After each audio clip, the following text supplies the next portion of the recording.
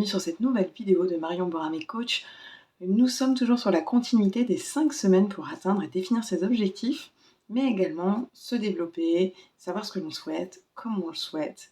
On a déjà durant les trois premières semaines pu parler de gratitude durant la première semaine. Donc n'hésitez pas à retourner voir les vidéos, les publications qui ont été tournées sur cette thématique. La deuxième semaine, nous avons parlé du fait d'apprendre à s'aimer et enfin à déterminer qui nous sommes à travers la question du qui es-tu. Donc ces 3 semaines, donc les gratitudes, savoir qui nous sommes et le pouvoir de s'aimer, nous ont permis d'arriver aujourd'hui sur cette 4e semaine sur définir ou redéfinir ses objectifs. Concrètement, pourquoi j'en arrive à 4 semaines pour travailler là-dessus? À la base, quand vous venez avec un objectif, ou pas, et vous avez toujours la sensation qu'on va directement partir là-dessus. Parce que il faut gagner du temps, il faut être rapide, et c'est ce que les êtres humains veulent de plus en plus à l'heure actuelle, c'est d'être rapide et pouvoir aller rapidement au point final, sur la ligne d'arrivée, et célébrer la victoire. Mais pour célébrer une victoire, il faut parvenir sur cette ligne d'arrivée. Et pour parvenir sur cette ligne d'arrivée, il n'y a pas 15 000 façons, il n'y a pas 15 000 solutions, c'est qu'il faut être sûr déjà qu'on soit sur la bonne route, sur le bon chemin. Si vous aviez pour ambition de courir un marathon, mais que finalement à l'intérieur de vous, vous étiez prêt à courir un 10 km et que vous vous retrouvez au bout de 2 bornes à vous demander pourquoi vous êtes sur un marathon, et que du coup vous devez quitter la course, bref, c'est une métaphore bien sûr, mais vous vous rendez vite compte que se tromper d'objectif de base, ça peut créer beaucoup de problèmes, ça peut créer des déceptions, ça peut créer des crises de dépression, ça peut créer de l'angoisse, ça peut attiser un burn-out sous-jacent. Donc c'est important de définir correctement en premier lieu ce qui nous convient dans notre vie, ce qu'on aime, ce qu'on apprécie, ce qui nous fait résonner du positif dans notre vie. C'est important, comme je vous l'ai expliqué les semaines d'avant, de savoir qui l'on est, de savoir qui l'on souhaite être, parce que contrairement à ce qu'on pourrait penser, bien évidemment, on évolue, on grandit, et on peut changer dans sa façon d'être en modifiant ses habitudes. Je dis que c'est possible, je ne dis pas que c'est facile. Là encore, il est très important pour moi que vous fassiez la différence, la dissonance entre ces deux points. Possible ne veut pas dire facile, à aucun moment.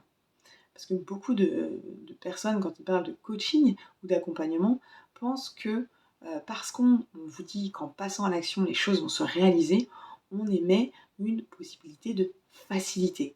En aucun cas. Le coaching, c'est top, ça peut vous apporter beaucoup de choses, ça peut vous permettre d'atteindre des objectifs, mais à une seule condition, c'est que derrière, vous effectuez un travail important sur vous et que vous suiviez les objectifs qu'on vous donne et également que vous apportiez dans vos vies les clés qu'on va découvrir ensemble. Et donc, le savoir qui vous êtes et qui vous souhaitez être est également un point important sur lequel il ne va pas falloir négliger le travail de questionnement et d'avancée. J'ai pu vous donner quelques points durant cette semaine du qui est-ce, donc n'hésitez pas à aller voir ces vidéos. Et ensuite, on a attaqué, sur la 3e semaine, on a parlé de s'aimer. Certaines personnes pensent qu'on n'a pas besoin de s'aimer pour avancer positivement.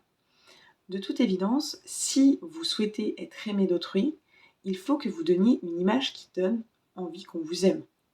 Les gens, si demain je vais dans la rue, on va donner un exemple très concret, et que je dis aux gens que je croise dans la rue que je suis une grosse connasse, une grosse poufiasse, que je suis la pire des merdes, de toute évidence, si je leur demande de faire un Monopoly avec moi, ils ne vont pas vraiment vouloir, je ne pense pas.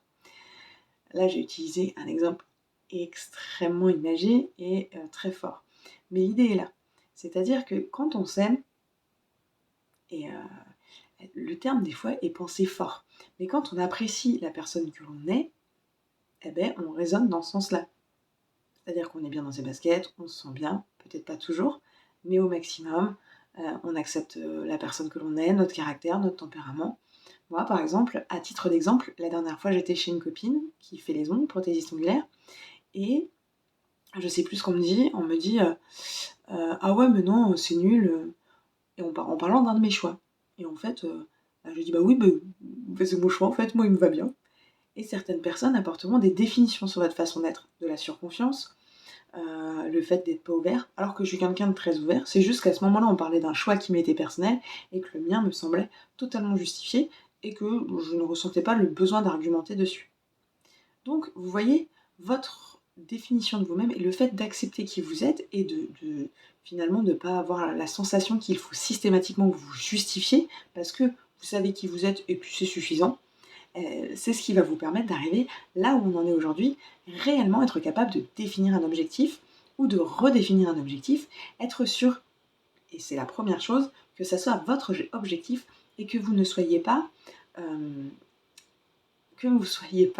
bloqué ou que vous ayez défini un objectif à travers exclusivement le regard d'autrui ou les peurs d'autrui ou même vos propres peurs. Vos objectifs, comment vous pouvez faire pour les déterminer et être sûr qu'ils sont les vôtres? Déjà, rien qu'aujourd'hui, j'ai donné un exercice à une de mes clientes. L'un des premiers exercices que je vais vous donner à faire, c'est des exercices qui sont tous très simples. Et si vous prenez le temps de les faire et de consacrer du temps et de l'énergie, vous verrez réellement qu'ils peuvent vous apporter quelque chose. Mais vraiment, et j'appuie dessus, il faut faire les choses avec du sérieux, de l'attention et un minimum de temps sans vouloir se précipiter. Je vous dis, ces exercices sont simples. Pas besoin d'avoir fait HEC. Donc, le premier exercice, c'est de prendre un papier et un crayon et de noter tous les mots parasites qui sont dans votre tête. Et en général, quand je donne cet exercice à mes clients et qui sont présents avec moi, on se rend compte qu'ils se retiennent de dire plein de choses. Par exemple, une de mes clientes m'avait dit, je lui dis, mais il n'y a aucun mot qui vous vient? Et il me dit, si, mais je pense, parce que je suis en train de penser à ma liste de courses, ma HTPQ, etc. Et je lui dis, ok, on note. Tous les mots qui vous polluent à l'heure actuelle, qui vous passent dans la tête, vous savez, ces fameux mots, ces fameuses pensées, quand on essaye de faire de la méditation et qu'on vous dit qu'il faut les mettre de côté pour arriver à vous détendre et vous apaiser. Bah là, en fait, moi, je ne vais pas vous les dire de les poser, je vais vous les dire de vous les approprier, de les noter. Et c'est exactement ça, tout. Et vous pouvez faire ce travail sur 1 heure, sur une journée, sur une semaine, même un mois. Et ça va vous permettre de réellement voir ce qui se passe dans votre crâne. Parce que vous ne vous rendez pas compte du nombre de pensées qui circulent dans votre petit crâne à longueur de temps, du nombre de listes qu'on se met, du nombre de choses qui peuvent passer à l'intérieur de ce crâne.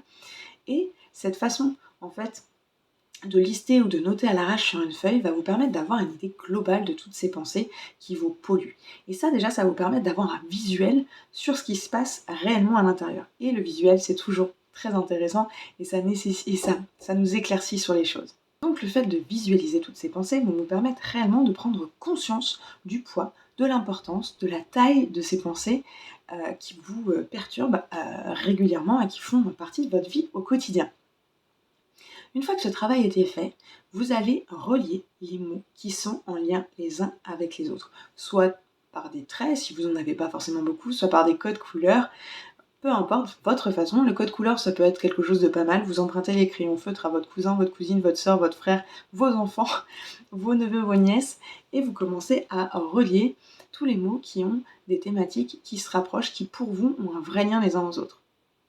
Et dans cette liste de couleurs, une fois que vous l'avez fait, donc ça c'est la deuxième partie de l'exercice, dans la troisième partie de l'exercice, vous allez prendre, dans le code couleur que vous avez choisi, dans la liste de mots, celle qui vous semble sincèrement la plus pesante pour vous, la plus contraignante pour vous, celle qui pèse le plus sur votre vie. Et à partir de là, vous saurez quelle est la priorité à traiter dans votre vie pour pouvoir accéder à votre objectif. Car si vous ne traitez pas les pensées polluantes, c'est comme un filtre que vous avez en face de vous. Il est impossible de transmettre ou de recevoir de l'énergie. Et ainsi, il est impossible de mener à bien un objectif. Ça, c'est un des premiers exercices que je vais vous donner à faire. Parce qu'il est très important que vous soyez face et que vous travaillez sur ce filtre qui peut vous empêcher d'aller de l'avant, qui va vous permettre de comprendre vos pensées limitantes, qui va vous permettre de comprendre vos peurs. Et c'est vraiment un exercice qui peut être passionnant, qui peut permettre de comprendre beaucoup de choses si on le fait avec beaucoup de sérieux et de rigueur.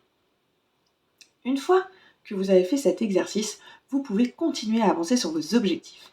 Comment déterminer un objectif? C'est pareil. Vous allez me détester, mais vous ressortez le papier et le crayon et vous allez commencer toutes les phrases, les prochaines phrases qui seront sur votre calepin, tout simplement par le début je veux, je veux, je veux faire des économies, je veux passer mon diplôme, je veux, voilà, toutes les diplômes, tout, je veux faire moins de tâches ménagères, je veux avoir moins de soucis d'estomac, peu importe, tout ce qui vous vient en tête, vous commencez par je veux. Et le travail va être à peu près similaire au deuxième. Là, vous n'allez pas relier les choses entre elles, non, vous allez déterminer le je veux qui vous semble le plus important dans votre tête. Mais il est très important de faire le premier exercice que je vous ai donné avant pour pouvoir dégager les filtres de pensée limitantes et de pensée toxiques ou de pensée tout court pour pouvoir faire le deuxième exercice et qu'il soit vraiment constructif. Et à partir du moment où vous aurez votre je veux, votre number one, et que vous aurez commencé à travailler sur vos peurs et vos pensées limitantes, vous pourrez à ce moment-là encore prendre papier-crayon, ou si vous préférez le numérique, passer par une tablette, un ordi, peu importe, et commencer tout simplement une liste d'idées sur l'objectif que vous vous êtes mis en numéro 1. La liste d'idées est fondamentale. On m'a encore dit il y a quelques temps qu'on ne pouvait pas mener tel ou tel projet parce que le banquier n'allait pas accorder telle ou telle somme d'argent. Et effectivement, la personne me parlait de demander 600 000 € pour construire un restaurant. Et il y avait beaucoup de choses qui n'étaient pas finies d'être structurées. Le projet avait l'air super parce que la personne était très motivée. Mais à côté de ça, elle n'avait pas du tout commencé à structurer son idée. Elle avait encore le début de quelque chose qui était dans sa tête, mais rien n'était structuré. Et je lui ai dit, si tu veux atteindre cet objectif un jour, déjà, définis-le, visualise-le, écris-le. Commence à prendre un papier et un crayon. C'est pas parce que tu vas prendre, et c'est pas parce que vous allez prendre un papier et un crayon, et que vous allez commencer à décrire votre relation amoureuse idéale, que vous allez décrire votre maison du futur idéal, que vous allez décrire votre alimentation idéale, qu'en un claquement de doigts, tout va changer. C'est clair que non. Par contre, ça va vous permettre, comme je vous l'ai dit tout à l'heure, d'avoir devant vous, dans votre mental, la visualisation de la ligne d'arrivée sur cet objectif. Et c'est ça qui va vous permettre de tenir dans les moments compliqués, dans les moments où vous aurez peur, dans les moments où vous aurez des relâchements. Le fait de savoir à quoi ressemble la ligne d'arrivée et de travailler sur le sentiment de bonheur que cela inclut et de soulagement quand on arrive sur cette ligne d'arrivée sera un véritable moteur. Je vais terminer cette vidéo aujourd'hui parce que la semaine est encore longue sur la thématique d'atteindre ses objectifs ou de redéfinir ses objectifs. J'espère que cette première vidéo vous aura aidé, vous aura accompagné. J'espère qu'elle vous plaira. N'hésitez pas à mettre en commentaire comment vous ressentez ces semaines d'accompagnement. Et je profite pour cette vidéo pour vous dire qu'en ce moment, je suis en train de structurer un accompagnement justement autour de ces 5 semaines que je vous présente en ce moment sur tous mes réseaux.